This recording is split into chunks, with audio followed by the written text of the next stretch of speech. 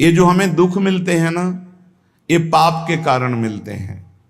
लोग मारे घूम रहे हैं, दुख मिटाने के लिए सोचते हैं कोई जादू कर दे, कोई टोना कर दे, कोई जंतुर बांध दे, कोई आशीर्वाद दे दे। अरे काहे को पागल हो? यदि तुम अच्छे आचरण करते हो, भगवान नाम जप करते हो, सद धर्म से चलते हो, तो तुम्हें किसी से आशीर्वाद मांगने की जरूरत नहीं। बात मान लीजिए, प्रार्थना मान लीजिए। दिखावे में लाखों लोग अपने जीवन को नष्ट करने के लिए तैयार हैं।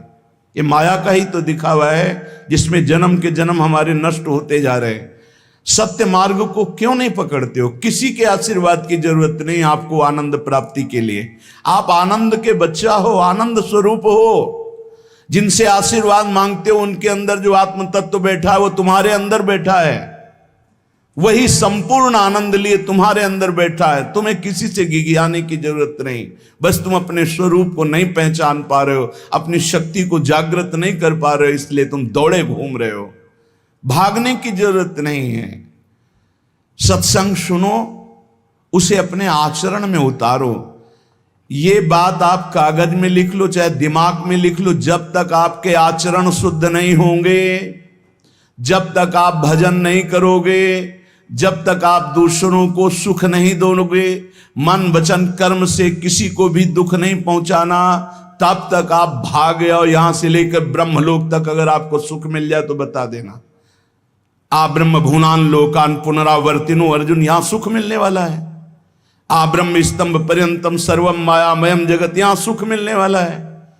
अगर सुख सिंधु भगवान का भजन नहीं करेंगे, बैठ के अपने घर में बैठकर आधा घंटा भजन नहीं करेंगे, मारे घूम रहे हैं, सोच रहे हैं ये भगवान का अवतार है, हमारा कल्याण हो जाएगा।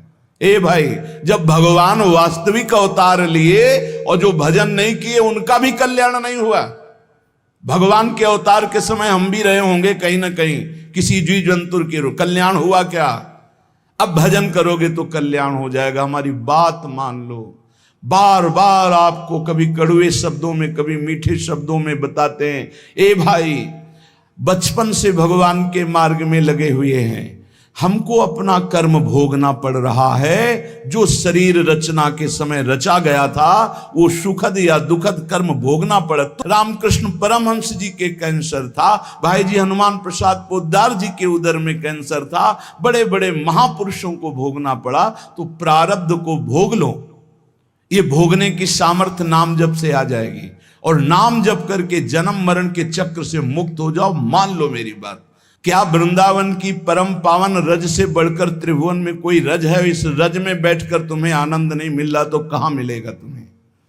क्या भगवान नाम से बढ़कर कोई अमोघ शक्ति है जो भगवान को अधीन कर सके? सुमिर पवन सुत पावन नामो, अपने बस कर राखे रामो। लेकिन समझ में नहीं आता। ये जीव सोचता है कोई तपस्वी, कोई सिद्ध से हमारे दुख दूर हो जाएं। नहीं, भगवान के वचन सुन लीजिए। दैवी हेषा गुणमयी मम माया दुरत्तया, मामेव ये प्रपद्यन्ते माया में ताम तरंतिते। ये गुणमयी माया को पार करना बहुत कठिन है। एकमात्र उपाय है, मेरी शरण में आ जाओ। हरि शरणम श्री कृष्ण शरणम मम। जब तक प्रभु की शरण में नहीं तब तक माया मुक्त। पर समझ में नहीं आता। लोगों को ऐसा लगता है मैं जाऊंगा, आशीर्वाद मिलेगा, मैं सिद्ध हो जाऊंगा, सब दुख नष्ट हो जाएंगे।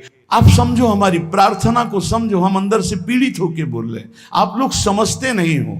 भगवान का भजन किए बिना कहीं भी भाग के चले जाओ, आपको शांति नहीं मिलेगी प्यारे। और घर में बैठकर यदि भजन करोगे तो घर तीर्थ हो जाएगा, घर में भगवान पधारेंगे, आप आनंदित हो जाओगे। संत संग का फल होता है भागना, मिट जाना।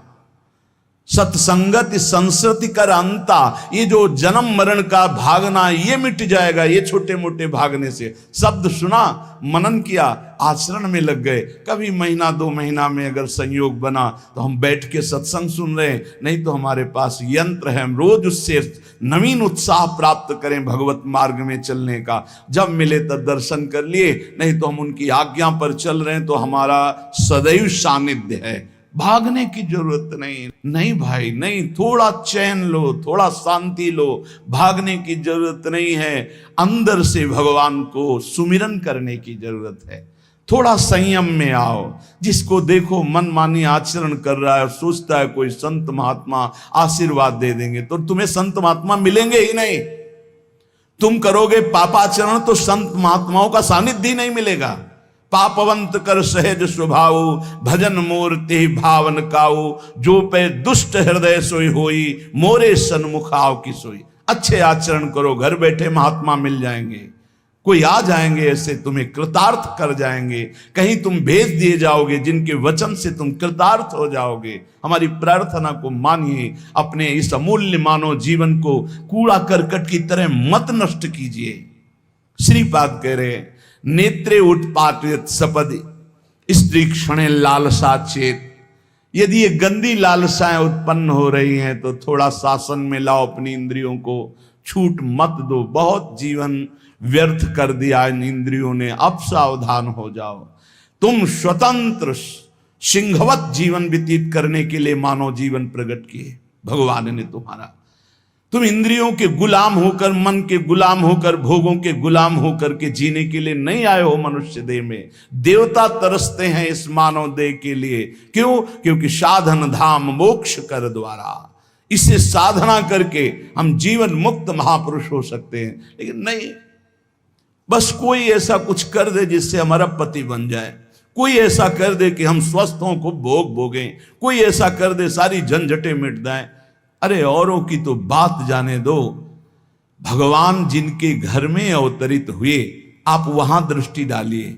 इतने बड़े भजनानंदी महात्मा वसुदेव और देवकी कंस कारागार में बंद किए हुए, भगवान पधार रहे हैं हथकड़ी बेड़ियों से जकड़े हुए। आप विचार कीजिए, भगवान की सिवा तुम्हें कोई बंधन मुक्त नहीं कर सकता।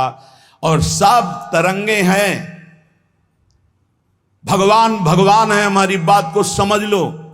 भगवान भगवान है, भगवान के भाव में डूब करके सब भगवत स्वरूप हैं। तरंग में वायु विकार है, वायु विकार हटा तो समुद्र ही है। पर इतना भेद है कि समुद्र करोड़ों अनंत तरंगे प्रकट कर सकता है, लेकिन एक तरंग समुद्र नहीं प्रकट कर सकती।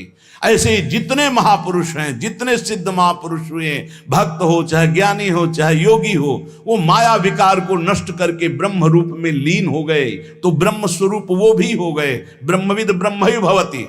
लेकिन ब्रह्म तो ब्रह्म है, जिसने एक संकल्प मात्र से अनंत सृष्टि का सृजन कर दिया, उसकी समानता करने वाला त्रिभुवन में कोई नहीं। तो उन्हीं भगवान की, चाहे निराकार मानो, साकार मानो, सगुण मानो, निर्गुण मानो, उन्हीं भगवान की शरण में जाने के लिए सब संत महात्मा, और जो भगवान की शरण से अलग करके अपने को भगवान माने, तो हमें लगता है फिर बचना चाहिए ऐसे भगवानों से, जो अपने वचन से, अपने आचरण से, अपनी हृदय की भावनाओं से जीवों के माया जनित आकर्षण को नष्ट करके श्री भगवान से प्रीति करावे। उसे संत कहते हैं, उसे ब्रह्मर्षि कहते हैं, उसे महात्मा कहते हैं, उसे भक्त कहते हैं। शास्त्र उठा के देख लो, ब्रह्म स्वरूप हो गए हैं। दूसरों ने अनुभव किया कि साक्षात ब्रह्म है, लेकिन वो जब बोले तो अपने को ब्रह्म नहीं बोले। गोस्वामी तुलसीदास जी साक्षात भगवान के स्वरूप हो चुके। वो क्या कह रहे हैं? जो मैं अपने अवगुण कहूं, बाढ़े कथा पार नहीं लहूं, ताते मैं कछु अलप बखाने, थोड़े महू समुझे सयाने। कह रहे मैं अपने अवगुणों की यदि कथा कहूं तो ग्रंथ भर जाएगा। थोड़े बता दिए हैं कि मैं अवगुणी हूं, इसमें जो विवेकी जन हैं वो समझ पाएंगे मेरी बात को। क्या समझ पाएंगे? कि भगवान की शरण में जाने से जीव भगवत स्वरूप हो जाता है। गोस्वामी जी भगवत स्वरूप है, सामने भगवान बैठे हुए सबरी माता का स्तवन कर रहे हैं नवधा भक्ति के द्वारा। और सबरी जी ऐसा कह रहे, अधम ते अधम, अधम अति नारी, तिन मां मैं मति मंद अघारी। ये है महापुरुष, भगवान के चरणारविंद की नाम की लीला कथा की वृत्ति हृदय में जिनके संग से जागृत हो, वही सत्संग है। हम लोग बड़े बावरे हैं, अरे तरंग कभी समुद्र प्रकट कर सकती है? 7 तरंगे हैं, वायु विकार हटा समुद्र हो गई, मुझे कोई इस पे संशय नहीं। बूंद अलग है तो बूंद है, और समुद्र में गिर गई तो समुद्र है, लेकिन बूंद समुद्र नहीं प्रकट कर सकती। ऐसी करोड़ों अनंत बूंदे समुद्र से, लहरों से ऐसे उठती रहती है, उनका नाम भगवान है, जिनसे अनंत महात्मा, अनंत ब्रह्म ऋषि, अनंत ब्रह्मांड सृजन, उन भगवान की शरण में जाने से इस माया से मुक्ति होती है। साहब समझ नहीं पा रहे। अरे जिनका नाम जप कर, जिनका चिंतन करके, जिनके आश्रय से जीव ब्रह्ममय हो जाता है, भगवत स्वरूप हो जाता है, वही तुम्हें करना है। यही सत्संग से प्राप्त होता है। अगर ये ना प्राप्त हो तो सत्संग नहीं है, वो कहीं ना कहीं घुमा करके हमको भटकाया जा रहा है। भगवान भगवान है, वही सबके हृदय में है। जो हृदयस्थ भगवान में तन्मय हो गया, उसमें और भगवान में अंतर नहीं, बिल्कुल मुझे संशय नहीं। पर भगवान भगवान हैं, इतना समझना पड़ेगा। उनके स्थान में कोई नहीं है, उनके समान कोई नहीं है, फिर उनसे बड़ा कौन हो सकता है? ये भोले भाले जीव समझते नहीं, भागे घूम रहे। उन्हीं भगवान का नाम जप करो, चीख चीख के कहते हर प्रश्न का उत्तर नाम है। अगर नाम जप करके देखो तो प्रश्न ही नहीं रह जाएगा, सब समाधान हो जाएंगे। और भागे घूमे तो कभी प्रश्न की कभी शांति नहीं होगी, संशय पर संशय उठता चला जाएगा। श्रीपाद कह रहे हैं, यदि हमारी इंद्रियां कुमार्गगामी हो रही तो हमें शासन में लेना चाहिए। शासन में नहीं लोगे तो शासन तुम्हें शासन में ले लेगा। 2 शासन है, एक है राष्ट्रीय शासन, एक है भागवतिक शासन। भागवतिक शासन जब लेगा तो फिर कोई बचा नहीं सकता, इसलिए अभी अवसर है, निकल चलो, निकल चलो। भागने की कहीं जरूरत नहीं, किसी से आशीर्वाद नहीं मिलेगा। कब होगा? हम कह रहे राधा राधा जपो, अगर कल्याण ना हो जाए तो हमें बता देना। भगवान अर्जुन से क्या कह रहे हैं? सामने अर्जुन जी खड़े हैं, कह रहे हैं तुम मुझे तभी अनुभव कर पाओगे जब अनन्य चेता सततम यो माम स्मृति नित्य सा तस्याम सुलभा पार्थ। सामने खड़े हो, कह रहे सुलभ नहीं हूं मैं, सुलभ उनके लिए हूं जो मेरा अनन्य भजन करते हैं, अनन्य चिंतन कर। पकड़ी नहीं पा रहे, लाख सत्संग सुन रहे, पकड़ी नहीं पा रहे, बिल्कुल नहीं। ऐसे नहीं हो, थोड़ा विवेकवान हो। मनुष्य जीवन मिला है, ऐसा नहीं कि कोई तुम्हें प्रलोभन दे दे तो हम तुम्हारे रोग नष्ट कर देंगे, हम तुम्हें सिद्ध कर देंगे, हम तुम्हें धनी बना देंगे। हम कहते हैं कि हो सकता है 1000 जाते हैं, उनमें से 100 लोग ठीक हो गए हों। कैसे? पूर्व का पुण्य 100 का तुक्का लगा और ठीक हो गए। वो कहते हैं कि मैं कसम खा के कहता हूं मैं ठीक हो गया हूं। हम बिल्कुल 100% मानते ठीक हो गए, लेकिन उसके प्रताप से नहीं, आप अपने पुण्य प्रताप से ठीक हो गए। आपके ठीक होने का समय आ गया है, इसलिए आपका तुक्का लगा, आप गए, यश उसको मिल गया और आपका काम बन गया। हमारी बात को समझो। अपने लोग बहुत शास्त्र सम्मत, बहुत उसको सुलझ कर भगवत मार्ग को चल करके आपको बोल रहे हैं। अगर इन कर्मों को मिटाने के लिए जो हमारे शास्त्र बने हुए हैं उनके सिद्धांत के अनुसार चला जाए तो मिटा दिया जाएगा। लेकिन जब मिटाने की सामर्थ्य आती है तब लगता है अब इसको रख के क्या करेंगे, हमारे को तो प्रभु के पास जाना है, हमें तो दिव्य भाव देह प्राप्त है, हमें अपने स्वामी, अब इस शरीर का क्या करेंगे। तो जैसे सांप अपनी केचुल से संबंध नहीं रखता, ऐसे महापुरुष अपने शरीर से संबंध नहीं रखते। आप हमारी बात को समझ नहीं पा रहे, भटकते घूम रहे हैं, मारे घूम रहे हैं, क्लेश, अशांति, नाना प्रकार के दुख। अरे भाई, भगवान की शरणागति प्रतिपल परमानंद प्रदान करती है। क्यों नहीं शरण में हो जाते? क्या तुम्हारा पांच भौतिक देह नहीं? क्या हमारा पांच भौतिक देह नहीं? क्या तुम भगवान के अंश नहीं? क्या हम भगवान के अंश नहीं? अंतर क्या है? तुम संसार का चिंतन करते हो, भगवान का चिंतन करते हैं, तो क्या तुम भगवान का चिंतन करके नहीं बन सकते महापुरुष? क्या तुम स्वयं ऐसी शक्तियों को जागृत नहीं कर सकते? तुम सो रहे हो, जागो, भागने की जरूरत नहीं।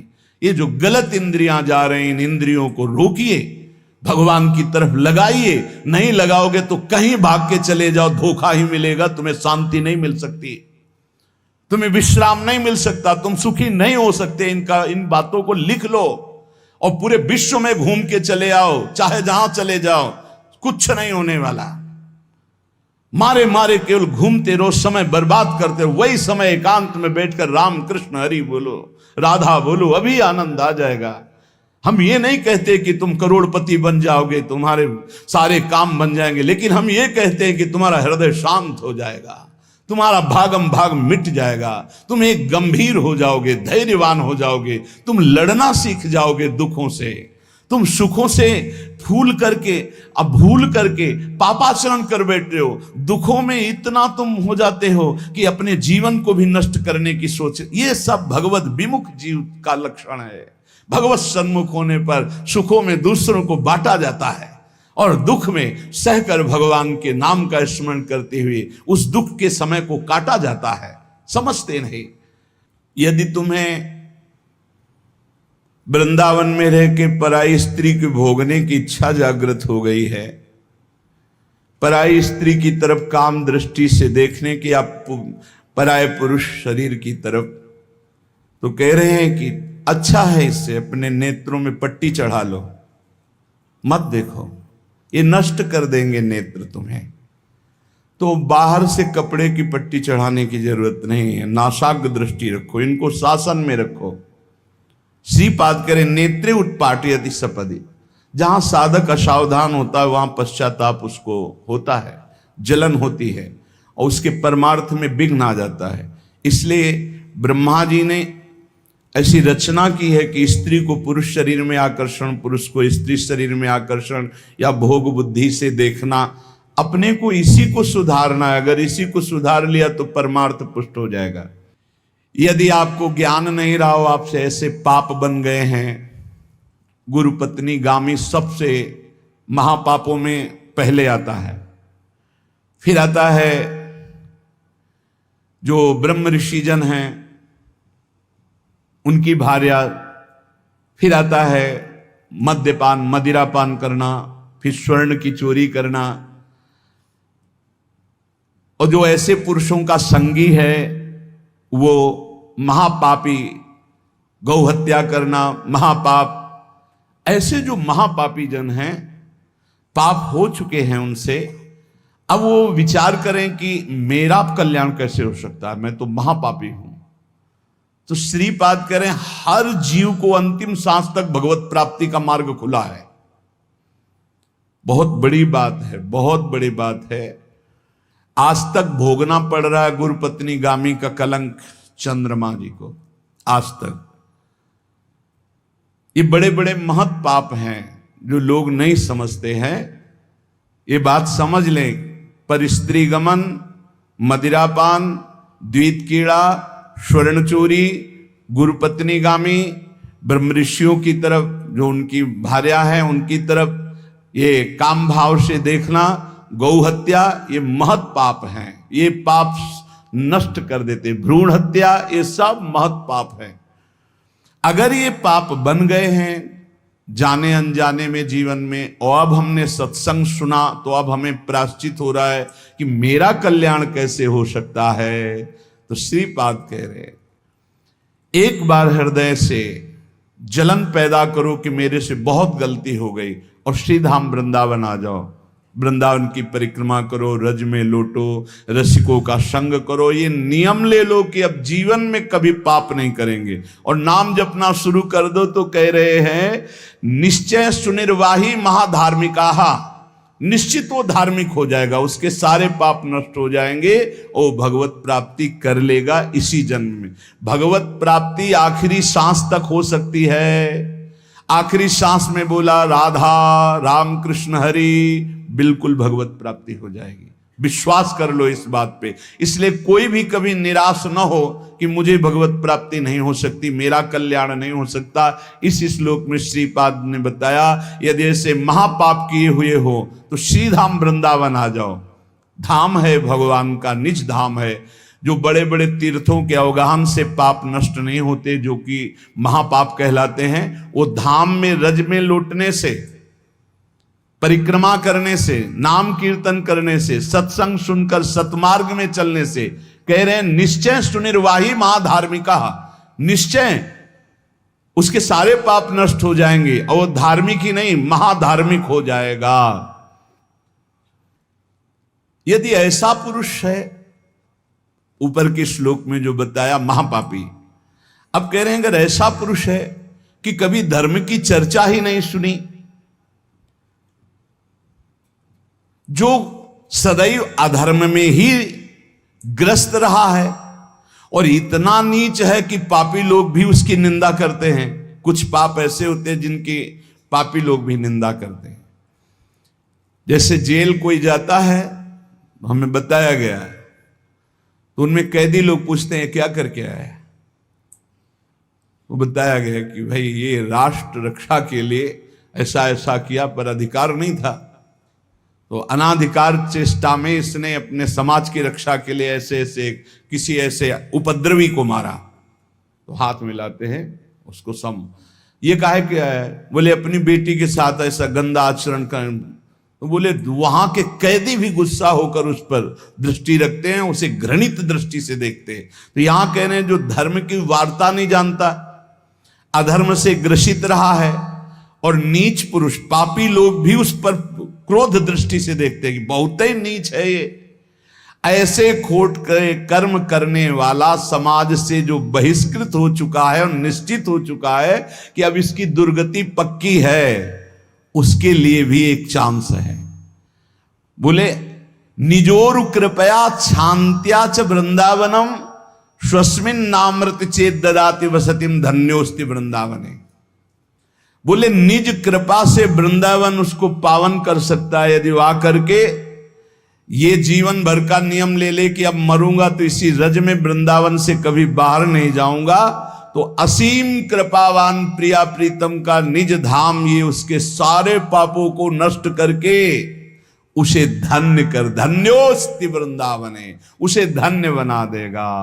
पहले में महापापों का वर्णन किया, दूसरे में नीच आचरण करने वाला अधर्मी जो सबसे ज्यादा तिरस्कृत है, वो भी अगर श्रीधाम वृंदावन में आमरण वास स्वीकार कर ले कि अब वृंदावन, वैसे तो मैं बहुत पापी नीच हूं पर अब वृंदावन को नहीं छोड़ सकता, आजीवन वृंदावन वास करूंगा चाहे जितना कष्ट मिले, तो श्रीपाद कह रहे हैं चेत ददाति वसतिम धन्योस्ति वृंदावने। वो वृंदावन वास स्वीकार करने के कारण वृंदावन की कृपा से निष्पाप होकर धन्योस्ति, धन्य हो जाएगा, अर्थात उसको भी भगवत प्राप्ति हो जाएगी। देखो जब आनंद मिलेगा तब मन पंगु हो जाएगा। जैसे भौरे में बहुत बड़ी ताकत है कि चाहे जितना मजबूत काठ हो वो बड़े मौज से खेलते खेलते उसमें छेद कर देगा। जब कमल की पराग वृत्ति में वो पहुंचता है तो थोड़ा सा भी पराग को धक्का न लगे, शांत होकर बैठ जाता है, चाहे जीवन खोना पड़े वो कमल की पंखुड़ी को नहीं काटता। ऐसे उदाहरण दे रहे, ऐसे ही तुम्हारा मन तब तक उद्दंडता करता रहेगा जब तक भगवत सुख नहीं मिलेगा, और जिस दिन इसे आनंद मिला भगवद आनंद, ये बैठ जाएगा, इसका अस्तित्व खत्म हो जाएगा, ये बैठ जाए। निज सुख बिन मन होई कि थीरा, बिना आत्मानंद का अनुभव मिले मन स्थिर नहीं होगा, शांत नहीं होगा, विश्राम नहीं पाएगा। भौरे का दृष्टांत देकर के मन को समझा रहे कि मन भौरा है, भटक रहा है विविध भोगों में, बड़ा मजबूत है, बलशाली है, लेकिन ये तभी निर्बल बनेगा जैसे भौरा कमल में आ जाता है तो वहां अपना बल खो देता है। ऐसे ही श्री हरि चरणारविंद, हरि नाम, भगवद आश्रय, भगवत भक्ति, इसी में मन आनंद को प्राप्त होगा। तो आपको कहीं भागने की जरूरत नहीं। आपने सुना कि जंगल में भागने से क्या होगा, जल पीने से क्या होगा, फलाहार रहने से क्या, शांति से अपने घर को ठाकुर जी का मंदिर मान लो, खूब नाम कीर्तन करो, भगवत चर्चा करो, भगवान का सुमिरन करते हुए जीवन व्यतीत करो, इधर भी सुखी परलोक में भी सुखी। किसी से आशीर्वाद मांगने की जरूरत नहीं, दौड़ने भागने की जरूरत नहीं, हाहाकार मचाने की जरूरत। ये बहुत आनंद का जीवन है मानो दे, बस सुलझ जाओ, शांत हो जाओ, जहां तुम हो वहीं सब ठीक है। जो मिल जाए, रूखा सूखा फल है, अन्न है, जल है, जो मिल जाए, प्राण पोषण करो, भगवान का चिंतन करो, सद आचरण करो, बड़ा आनंद में जीवन होगा। लेकिन आनंद से जीने के लिए असद आचरण करते हो, पापाचरण करते हो, आनंद की खोज में। कहां पापाचरण में आनंद है? इसलिए सद आचरण में आ जाओ, भगवद आश्रित हो जाओ, खूब नाम जप करो। भगवान मंगल भवन है, इस गेम से निकाल देंगे। बहुत बड़ा एक गेम है, बहुत बड़ा गेम है। जीतते जीतते हार जाओ, हारते हारते जीत जाओ। तो हम तो जीत गए। नागरी दास ही जन्म जितायो, बलिहारी बलिहारी हमारी सबही बात सुधारी। कृपा करी श्री कुंज बिहारी, अरसी कुंज बिहारी हमारी सबही बात सुधारी। राख्यो अपने वृंदावन मां, बस खास बात बल गई। नहीं, आप क्या समझते हो? हाहाकार मचा हुआ, तांडव मचा हुआ माया का। ये तो धाम है, इसके प्रभाव से आप बिल्कुल शांत आनंदमय हो। धूल भरी आंधी दूर से निकल रही। नहीं तो आप संसार में देखो, सतोगुण रजोगुण तमोगुण 3 गुण है। सतोगुण तो कहीं कहीं नहीं, रजो और तमो की तांडव वृत्ति मची हुई है। जहां कहीं भगवत चर्चा, भगवत नाम कीर्तन, भगवत गुण, बहुत विक्षेप माया डालती है। इसलिए खूब नाम जप करो, इसी जन्म में भगवत प्राप्ति कर लो, दोबारा इस कलयुग में जन्म ना हो। पक्का ऐसा भजन करो कि आगे अब देखते जाओ। अरे भाई, बड़ा आश्चर्यमय समय, बड़ा आश्चर्यमय समय है। अभी तो कुछ है नहीं, अभी तो बबुआ है कलयुग, घुटने के बल चल रहा है। थोड़ा खड़ा होने दो, फिर ताल ठोकने दो। 4,32,000, अभी तो 32,000 नहीं पूरे हुए, थोड़ा 1,00,000 1,50,000 लाख पूरे होने दो, फिर इसका है, उसका अपना राज्य है। इसलिए कलयुग के दोषों से बचने के लिए, माया के प्रभाव से मुक्त होने के लिए, समस्त दुखों का नाश करने के लिए समर्थ है भगवान नाम। खूब नाम जप करो, नाम कीर्तन करो, भगवत चर्चा करो, इसके सिवा कोई उपाय नहीं है। जहां और कुछ उपाय बताया जाए तो भटकाव है। हमारी प्रार्थना मान लीजिए, निस्वार्थ बात आपसे कह रहे हैं, आपके मंगल के लिए कह रहे हैं, शास्त्र सम्मत कह रहे हैं। पहले से भगवान व्यासदेव जी ने लिख दिया है, कृतयुगे ध्यायते विष्णु, त्रेतायाम यजते मखई, द्वापरै परिचर्यायाम, कलौ तद्धरि कीर्तनात्। कलौ नास्तेव नास्तेव गतिरन्यथा। कलयुग में कोई और गति और गति और गति नहीं है। हरे नाम हरे नाम हरे नाम केवलम, केवल हरि का नाम, केवल भगवत नाम है। इसलिए खूब नाम कीर्तन, नाम जप, भगवत चर्चा, जीवन सार्थक। शेष चर्चा आगे। श्री राधा वल्लभ लाल की।